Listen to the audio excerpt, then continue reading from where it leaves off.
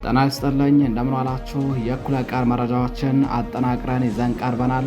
በቅድሚያም አርዕስተ ዜናውን የምናሰማችሁ ይሆናል። መንገደኞች ሲዘረፉበትና ሲታገቱበት የነበረው ዓለም ሳጋን ጨምሮ በደብረ ታቦር ዙሪያ ባሉ አካባቢዎች በተደረገ ውጊያ በርካታ ያገዛዙ ወታደሮች ተደመሰሱ። በደብረ ታቦር ዙሪያ ከዓለም ሳጋ እስከ ቆለይ ከኮካ እስከ ጸጉር ኪዳነ ምሕረት ተንሸራታች ተብሎ ከሚጠራው አካባቢ ቁርብባ ተብሎ እስከሚጠራው ስፍራ ድረስ በተደረገ ተጋድሎ ነው ፋኖ ሊመከት የማይችል ጥቃት በመሰንዘር በአገዛዙ ኃይል ላይ ከባድ የሆነ የሰብአዊና ቁሳዊ ኪሳራ ያደረሰው። የፋኖ የማጥቃት አቅም በምን ያህል ደረጃ እንዳደገ በታየበት በዚህ የጨበጣ ማጥቃት በዓለም ሳጋ ጫካ ውስጥ ተቀምጠው ተጓዦችን ሲዘርፉና ሲያግቱ በነበሩ የብልጽግና ወንበዴዎች ላይ መራር እርምጃ እንደተወሰደባቸው ታውቋል። መረጃውን በዝርዝር ይዘነዋል፣ ታደምጡታላችሁ።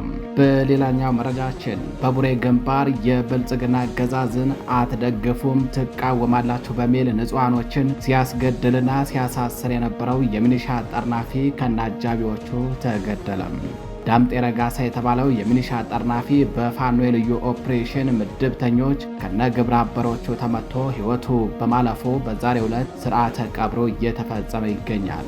የባንዳ ጀንበር ጠልቃለች። ፋኖ ከጥላት ብልጽግና ጎን ተሰልፈው በህዝባቸው ላይ ለሚፈጸሙ የዘር ጭፍጨፋ ተባባሪ በሆኑ ባንዳዎች ላይ ከወትሮ በተለየ ጥብቅ እርምጃ መውሰዱን አጠናክሮ ቀጥሏል። መረጃውን በዝርዝር አጠናቅረን ይዘነዋል። በሌላኛው መረጃችን ከስሟ እስከ ሰራዊቷና መሳሪያዋ በምኒልክ ዕዝ ሙሉ በሙሉ በተማረከችውና በተደመሰሰችው 12ኛ ክፍለ ጦር የአየር መቃወሚያ ተኳሽ የነበረው ወታደር ከነሙሉ ትጥቁ ፋኖን ተቀላቀለም። ወታደሩ ክፍለ ጦሯ በፈረሰችበት ወቅት ወደ ሰሜን አማራ ቀጠና በማቅናት የበላይ ዘለቀ ዕዝ ፋኖን ተቀላቅሏል። በተያያዘ በርካታ ያገዛዙ ወታደሮች ዛሬም ወደ ፋኖ መቀላቀላቸውን ቀጥለዋል። ወታደሮቹ ከነሙሉ ትጥቃቸው እንዲሁም ሌሎች ወታደራዊ የሆኑ ሚስጥራዊ ሰነዶችን እንደያዙ ነው ወደ ፋኖ እየጎረፉ የሚገኙት። መረጃውን በዝርዝር አጠናቅረን ይዘነዋል። በሌላኛው መረጃችን በአማራ ሳይንት በለጩማ ግንባር በተደረገ ውጊያ ከባድ ኪሳራን የተከናነበው የአገዛዙ ኃይል ከ25 ጊዜ በላይ የሞርተር ድብደባ በመፈጸም አካባቢውን ማውደሙ ተሰምቷል። በቀጠናው በተደረገ ውጊያ 32 የአገዛዙ ወታደሮች ሞትና ቁስለኛ ሲደረጉ ክላሽንኮቭ መሳሪያዎችን ጨምሮ ሌሎች ወታደራዊ ንብረቶች በፋኖ ቁጥጥር ስር ውለዋል። የፋኖን ክንድ መቋቋም ያቃተው የአገዛዙ ኃይል ንጹሃኖችን በመግደል ሀብት ንብረት በማውደም ጥብቅ ደኖችን ጨምሮ ፓርኮችንና ታሪካዊ ስፍራዎችን በእሳት አቃጥሎ በማውደም የሚፈጽመው የበቀል እርምጃ ተባብሶ ቀጥለዋል። መረጃውን በዝርዝር አሰናድተነዋል፣ ተሰሙታላችሁ። ጤና ይስጥልኝ የተከበራችሁ የመረብ ሚዲያ ቤተሰቦች እንደምን አረፈዳችሁ፣ እንደምን ዋላችሁ። ከጣቢያችን የዛሬ የካቲት 18 2018 ዓ.ም የእኩለ ቀን መረጃዎችን አጠናቅረን ይዘን ቀርበናል። አብራችሁን ቆዩ።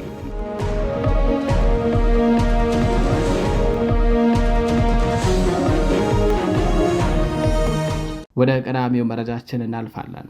በደብረ ታቦር ዙሪያ ባሉ አካባቢዎች በተደረገ ውጊያ በርካታ ያገዛዙ ወታደሮች ተደመሰሱ። የፋኖ የማጥቃት አቅም በምን ያህል ደረጃ እንዳደገ በታየበት በዚህ የጨበጣ ማጥቃት በዓለም ሳጋ ጫካ ውስጥ ተቀምጠው ተጓዦችን ሲዘርፉና ሲያግቱ በነበሩ የብልጽግና ወንበዴዎች ላይ መራር እርምጃ ተወስዶባቸዋል። በአማራ ፋኖ ብሔራዊ ንቅናቄ በላይ ዘለቀ ዕዝ ሜጀር ጀነራል ውባንታ ባተ ኮር ስር የኮሩ ተወርዋሪ ከሆነችው ከሜጀር ጀነራል ውባንታ ባተ ክፍለ ጦር የተወጣጡ የፋኖ ኃይሎች ትናንት የካቲት 17 2018 ዓ.ም ከረፋር ጀምሮ እስከ አመሻሽ በደብረ ታቦር ዙሪያ ባደረጉት ተጋድለው የጥላት ኃይልን አከርካሪ በመስበር ድል ተቀዳጅተዋል። ውጊያው የተደረገው በደብረ ታቦር ዙሪያ ማለትም ዓለም ሳጋ፣ ቆለይ፣ ኮካ፣ ጸጉር ኪዳነ ምሕረት፣ ተንሸራታችና እንቁርብባ ተብሎ በሚጠሩ አካባቢዎች ላይ ሲሆን በዚህም የፋኖ ማጥቃት አቅም በምን ያህል ደረጃ እንዳደገ የታየበት፣ በአንጻሩ ደግሞ ያገዛዙ ኃይል ራሱን ከፋኖ ማጥቃት ተከላክሎ ማዳን አቅቶት የተሽመደመደበት የጨበጣ ውጊያ ነው የተካሄደው። በውጊያው ሙትና ቁስለኛ ከተደረጉ የአገዛዙ ወታደሮች መካከል የጥላት መንገድ መሪ የነበሩ የአድማ ብተናና የሚሊሻ እንዲሁም የፖሊስ አባላት የሚገኙበት ሲሆን በተጨማሪም ክላሽንኮቭ መሳሪያዎችና ሌሎች በርካታ ወታደራዊ ግብዓቶች በፋኖ ቁጥጥር ስር ውለዋል። በውጊያው ከተገደሉት በተጨማሪ የቆ የቆሰሉ ያገዛዙ ወታደሮች በበርካታ ተሽከርካሪ ተጭነው ለሕክምና ወደ ደብረ ታቦር ከተማ መወሰዳቸው ታውቋል። ከወደ ፋኖ የተሰነዘረበትን ማጥቃት መቋቋምና መመከት ያልቻለው ያገዛዙ ኃይል በሚሸሽበት ወቅት የወር ድንበሩን በመተኮስ ደብረ ታቦር መግቢያ አካባቢ 2 ሴቶችንና 1 ወንድን በድምሩ 3 ንጹሃኖችን አቁስሏል። በሌላኛው መረጃችን በቡሬ ግንባር የብልጽግና አገዛዝን አትደግፉም ትቃወማላችሁ በሚል ንጹሃኖችን ሲያስገድልና ሲያሳስር የነበረው የሚሊሻ ጠርናፊ ከነአጃቢዎቹ ተገደለም። ዳምጤ ረጋሳ የተባለው የሚሊሻ ጠርናፊ በፋኖ የልዩ ኦፕሬሽን ምድብተኞች ከነግብረ አበሮቹ ተመቶ ሕይወቱ በማለፉ በዛሬው ዕለት ስርዓተ ቀብሩ እየተፈጸመ ነው። በአማራ ፋኖ ብሔራዊ ንቅናቄ ቴዎድሮስ ዕዝ 109ኛ ኮር የማይቀረውን የአማራ ሕዝብ የድል ቀንን ለማራዘም በህልውና ትግሉ ላይ አሜ ካላሾህ በሆኑ ካድሬና ባንዳዎች ላይ የሚወስደውን እርምጃ አጠናክሮ ቀጥሏል። በኮሩ ስር ከ77ኛ ክፍለ ጦርና ከ88ኛ ክፍለ ጦር የተውጣጡ የልዩ ኦፕሬሽን ምድብተኞች ትላንት የካቲት 17 2018 ዓ.ም ምሽት በቡሬ ወረዳ በመሃል ቁጭ ከተማ ሰንጥቀው በመግባት አንድ የሚሊሻ ጠርናፊን ከነግብረ አበሮቹ መግደላቸውን ኮሩ በህዝብ ግንኙነት ክፍሉ በኩል ለመረብ ሚዲያ በላኩ መረጃ አሳውቋል። በኦፕሬሽኑ 10 አለቃ ዳምጤ ረጋሳ የተባለው የሚሊሻ ጠርናፊን ጨምሮ ሌሎች ከነ2 ግብረ አበሮቹ ነው የተገደለው። የሚሊሻ ጠርናፊው 10 አለቃ ዳምጤ ረጋሳ የብልጽግና አገዛዝን አትደግፉም ትቃወማላችሁ በሚልና የፋኖ ደጋፊ ናችሁ በሚል ስሁት ምክንያት ንጹሃኖችን ሲያስገድልና ሲያሳስር እንዲሁም ሀብት ንብረት ሲዘርፍ የነበረ ቀንደኛ ባንዳ መሆኑን የኋላ ህይወት ታሪኩ ሲዳሰስ ያስረዳል። በተያያዘ ዜና በምዕራብ አማራ ቀጠና የእድዋ ከተማና በአካባቢው ጎይ ቀበሌ እንዲሁም ደረቅ ወንዝ አዲሱ ገበያ ላይ በተደረገ ውጊያ ፋኖ ድል ተቀዳጀም። በሸበል በረንታ ወረዳ የእድዋ ከተማ መሽጎ የሚገኘው ያገዛዙ ሰራዊት ትላንት የካቲት 17 2018 ዓ.ም ወደ ጎይ ቀበሌ ደፈጣጥሎ በሚጠባበቅበት ሰዓት በወቅቱ መረጃ የደረሳቸው በአማራ ፋኖ ብሔራዊ ንቅናቄ ቴዎድሮስ ዕዝ 201ኛ ኮር ስር የ64ኛ ክፍለ ጦር ፋኖዎች በጎይ ቀበሌ ደረቅ ወንዝና የእድሃ መሃል ከተማ እንዲሁም በረንታ ትምህርት ቤት ዙሪያና አዲሱ ገበያ ላይ ባደረጉት የቆረጣ ውጊያ ከ12 በላይ ወታደሮችን ሙትና ቁስለኛ ማድረግ ችለዋል። በዚህ ውጊያ ከተገደሉት በተጨማሪ የቆሰሉ ወታደሮች ለሕክምና ወደ ደብረ ማርቆስ ሪፈራል ሆስፒታል መወሰዳቸው ታውቋል። ወደ ሌላኛው መረጃችን አለፍን። ከስሟ እስከ ሰራዊቷና መሳሪያዋ በምኒልክ ዕዝ ሙሉ በሙሉ በተማረከችውና በተደመሰሰችው 12ኛ ክፍለ ጦር የአየር መቃወሚያ ተኳሽ የነበረ ወታደር ፋኖን ተቀላቀለም። ወታደሩ ክፍለ ጦሯ በፈረሰችበት ወቅት ወደ ሰሜን አማራ ቀጠና በመቅናት የበላይ ዘለቀ ዕዝ ጎንደር የበጋሻው ክፍለ ጦር ፋኖችን መቀላቀሉ ታውቋል። በሰሜን ምስራቅ ዕዝ 12ኛ ክፍለ ጦር በዘመቻ አባናደው ስትመታ በርካታ ወታደሮቿ ሞትና ቁስለኛ እንዲሁም ምርኮኛ ሲደረጉ ቀሪዎቹ ደግሞ ሕይወታቸውን ለማትረፍ በየአቅጣጫው እግሬ አውጭኝ መሸሻቸውን በቀጠናው የሚገኙ የመረብ ሚዲያ የግንባር ዘጋቢዎች በወቅቱ መረጃውን ለአድማጭ ተመልካቾቻችን ማድረሳቸው አይዘነጋም።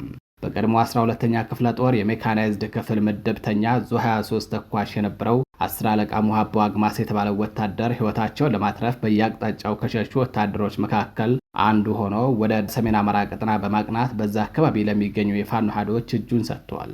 ዙ 23 ተኳሹን የተቀበለው በሰሜን አማራ ቀጠና በላይ ዘለቀ ዕዝ ስር የጎንደር የበጋሻው ክፍለ ጦር የታድሶ ስልጠና በመስጠት የክፍለ ጦሩን ፋኖ እንዲቀላቀል ማድረጉን ዛሬ የካቲት 18 2018 ዓ.ም ማርፈጃውን በህዝብ ግንኙነት ክፍሉ በኩል ካወጣው መረጃ መረብ ሚዲያ ተመልክቷል። በተያያዘ ዜና ብልጽግና ከየአቅጣጫው ጦርነት ውስጥ መግባቱን ተከትሎ ሰራዊቱ በገፍ እየፈረሰ ፋኖን ተቀላቅሏል። ሰራዊቱ ከነሙሉ ትጥቁ በተጨማሪ ወታደራዊ ሰነዶችን እንደያዘ ነው ወደ ፋኖ እየተቀላቀለ የሚገኘው። በዚህም 7 የደቡብ ዕዝ 202ኛ ኮር የፋሽስቱ ብልጽግና አገዛዝ ዙፋን ጠባቂ የነበሩ ወታደሮች ህዝባችንን አንወጋም፣ ሀገራችንን አናፈርስም በሚል ከነሙሉ ትጥቃቸውና ሌሎች ወታደራዊ ሰነዶችን እንደያዙ በአማራ ፋኖ ብሔራዊ ንቅናቄ ምኒልክ ዕዝ 102ኛ ኮርን ተቀላቅለዋል። የኮሩ አመራሮችም ደማቅ አቀባበል እንዳደረጉላቸው ተነግሯል። ወታደሩ ልክ እንደ እምቧይ ካብ በገፍ እየተናደ ወደ ፋኖ መቀላቀሉን ቀጥሏል። ወደ ሌላኛው መረጃችን አለፍን።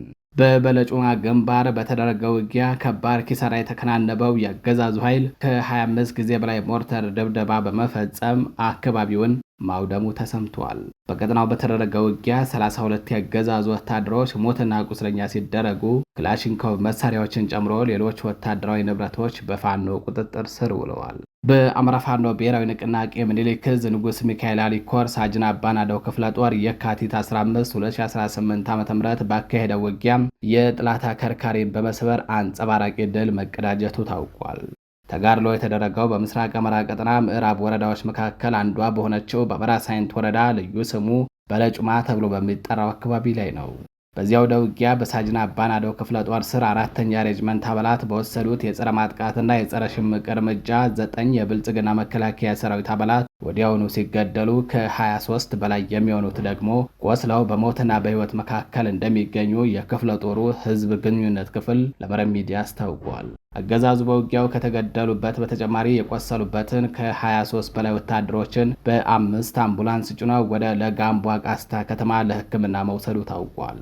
በውጊያው ሙትና ቁስለኛ ከተደረጉ ያገዛዙ ወታደሮች መካከል 6ቱ የድሽቃ ተኳሽና የድሽቃ ረዳቶች ሲሆኑ በውጊያው ክላሽንኮቭ መሳሪያዎችና ሌሎች ወታደራዊ ግብዓቶች በፋኖ ተማርከዋል ብሏል። አባናደው ክፍለ ጦር በህዝብ ግንኙነት ክፍሉ በኩል ለመረብ ሚዲያ በላከው መረጃም በዚያው ውጊያ ከወደ ፋኖ የተሰነዘረበትን ጥቃት መቋቋም አቅቶት ከባድ ኪሳራን የተከናነበው የአገዛዙ ኃይል በአካባቢው ከ25 ጊዜ በላይ ሞርተር ድብደባ በመፈጸም ሀብት ንብረት አውድሟል።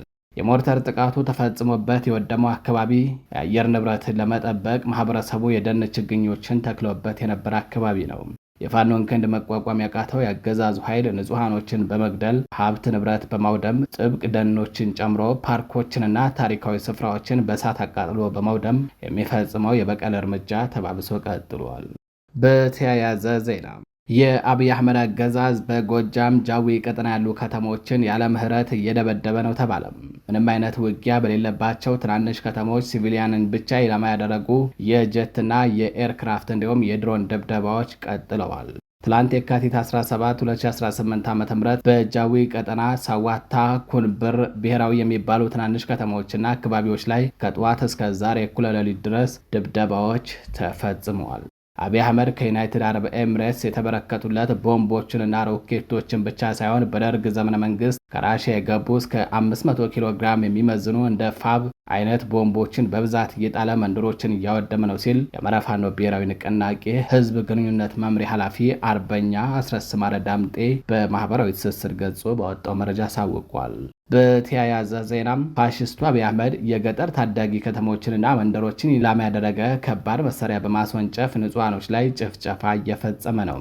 በዚህም ትናንት በስቲያ የካቲት 16 2018 ዓ.ም ወደ መቅደላ ወረዳ 08 ቀበሌ ተደጋጋሚ ሞርተር በማስወንጨፍ አንድ አርሶ አደር ሲገደል አንድ አርሶ አደር ከባድ ቁስለኛ ተደርጓል። ቤት ንብረትም ወድሟል። በተጨማሪም 2 የቀንድ ከብቶችም ተገድለዋል። ባለፈው ጊዜ ማለትም ጥር 23 2018 ዓ.ም በመቅደላ ወረዳም 08 ቀበሌ ልዩ ስሙ ጠመሬ በተባለ ቦታ ላይ የሞርተርና የዙ 23 ከባድ መሳሪያዎችን በመጠቀም የ9 አባወራ ቤቶችን ከነሙሉ ንብረታቸው ማውደሙ አይዘነጋም።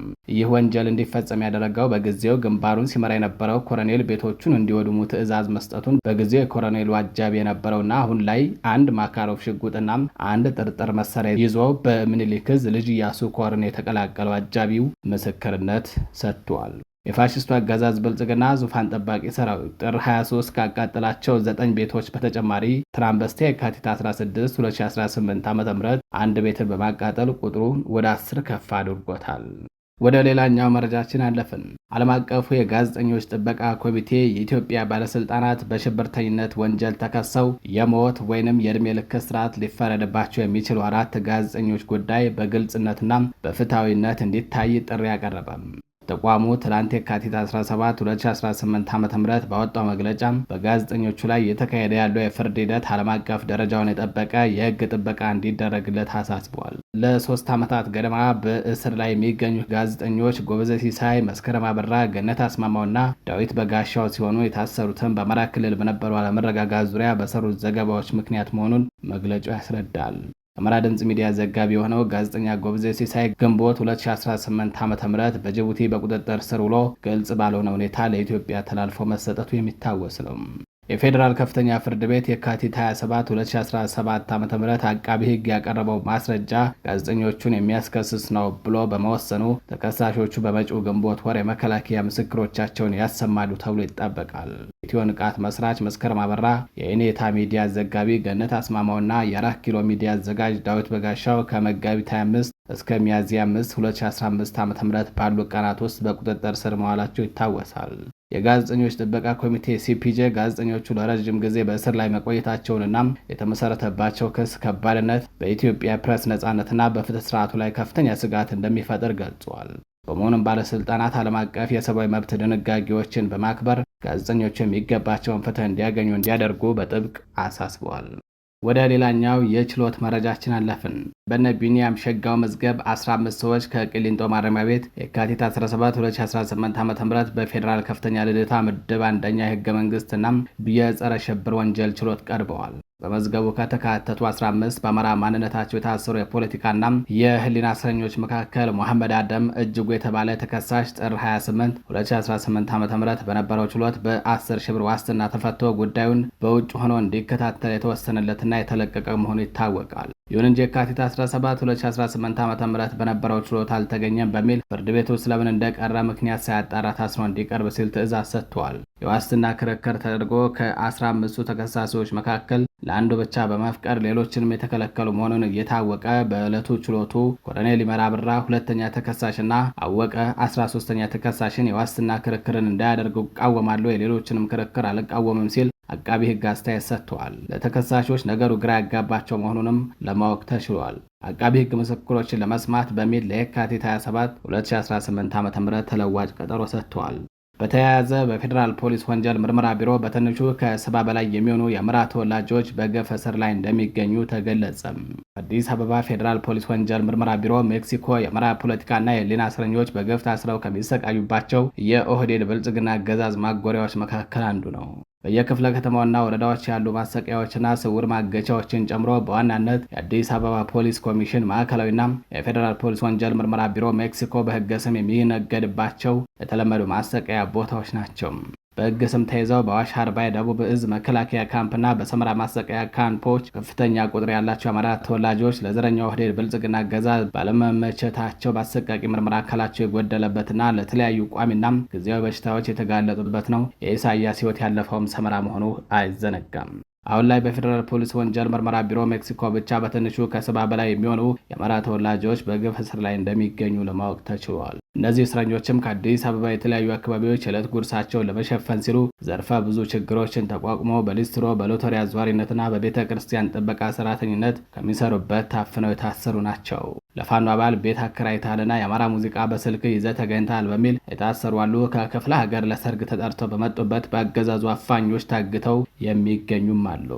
ይህንን የተደራጀ የኦህዴድን ጭፍን ጥላቻና የሐሰት ትርክትና ተልእኮን በዋናነት እያስፈጸሙ የሚገኙትና ለአማራ ከፍተኛ ጥላቻ ያላቸው ኮማንደር አዱኛ ረጋሳና ፈይሳ የተባሉ ያገዛዙ ሰዎች ናቸው። በተያያዘ ዜና የተጠየቀውን የ300 ሺህ ብር የዋስትና ገንዘብን ከፍሎ ከመፈታቱ በአገዛዙ ኃይሎች የታፈነው የሕክምና ባለሙያ ዮናስ ወንድማገኝ በድጋሚ ወደ እስር ቤት ገባም። የሕክምና ባለሙያው ዮናስ ወንድማገኝ 300 ሺህ ብር ዋስትና ከፍሎ ከመፈታቱ ወደ ፌዴራል ፖሊስ ወንጀል ምርመራ ታፍኖ መወሰዱ ይታወቃል። በአማራዎች ላይ የተፈጸመ ላለው ሁለንተናዊ ግፍ በእርግጥም ዮናስ አንደኛው ማሳያ ነው። ከሳሽ አቃቤ ሕግ ፋኖ ነህ አማራ ነህ በሚል ለተከሰሰው ዮናስ ወንድማገኝ ጥር 7 2018 ዓ.ም ዋስትና መፈቀዱ አግባብ አይደለም በማለት በፌዴራል ጠቅላይ ፍርድ ቤት ይግባኝ ጠይቆ እንዲከለከል ተደርጓል። ለ5 ወራት በእስር ላይ የሚገኘው የጤና ባለሙያ የፌዴራል ከፍተኛ ፍርድ ቤት ልደታ ምድብ ችሎት በ300 ሺህ ብር ዋስትና ተፈቶ ጉዳዩን በውጭ ነው እንዲከታተል መወሰኑ ይታወቃል።